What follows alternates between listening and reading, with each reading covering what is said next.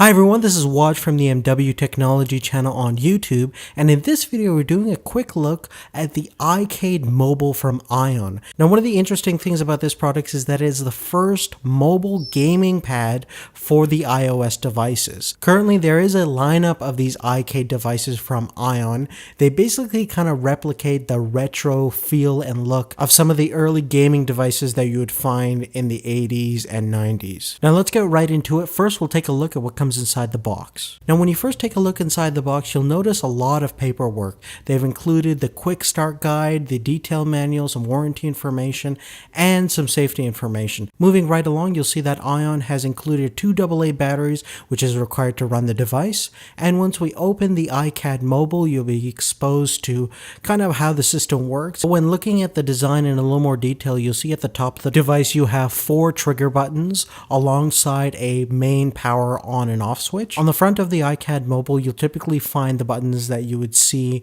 in most controllers. The only thing missing is an analog directional pad. You only have your 4-way up, down, left, and right D-pad. On the right hand side of the device, you have your 4 standard buttons that you would use, and the function of those buttons would be specific to the game that you're playing. Now the Icade mobile supports most of your mobile iOS devices that you may have, with the exception of the latest iPhone 5 and the 4-inch iPod Touch that just came out this year. Now of course when you have a device that actually fits, it's really easy to just place it into the silicone kind of housing in the center. You can actually adjust the housing to its horizontal or vertical orientation depending on what game you're playing. Now when you're connecting the Icade mobile to your iOS device, you actually use Bluetooth to do so, and the iOS device recognizes it as like almost a keyboard. So therefore it's not really a universal controller, it's really governed by the specific application that recognizes its specific kind of signals that it's sending out through Bluetooth. Which brings up the biggest problem with getting a device like this, in the fact that compatibility is a serious issue, making it really difficult for you to play all your mainstream games that are touchscreen based like Angry Birds and Tetris on a device like this, because the software developers haven't adapted their games to work with this specific device. Now that being said, there's still a lot of great games out there that will work with the Icade. You can go down to the Ion website and find those specific games.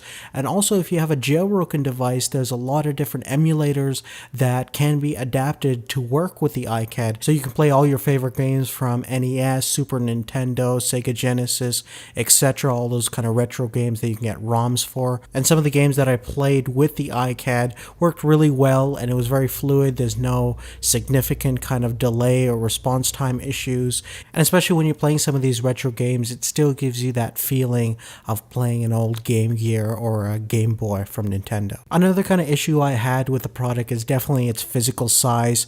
When you have your iOS device in here, it really makes it difficult to put it in your pocket and kind of go really truly mobile with an accessory like this. So I would love to see an iteration where it's more tightly integrated into the device and it's not so bulky and cumbersome to travel with. But of course, overall, I think this product is really neat and unique, and hopefully we'll see more of these kind of accessories in the future, and hopefully we should see an increase in compatibility where Apple and other developers should design their games for these different accessories and realize that touch is not always the best interface for gaming. But other than that, guys, thank you so much for watching. If you have any questions about anything I talked about in this video, make sure to leave it in a comment down below. Make sure to like and favorite the video and subscribe to our channel if you haven't already. Thank you so much for watching, and we'll see you later. Take care.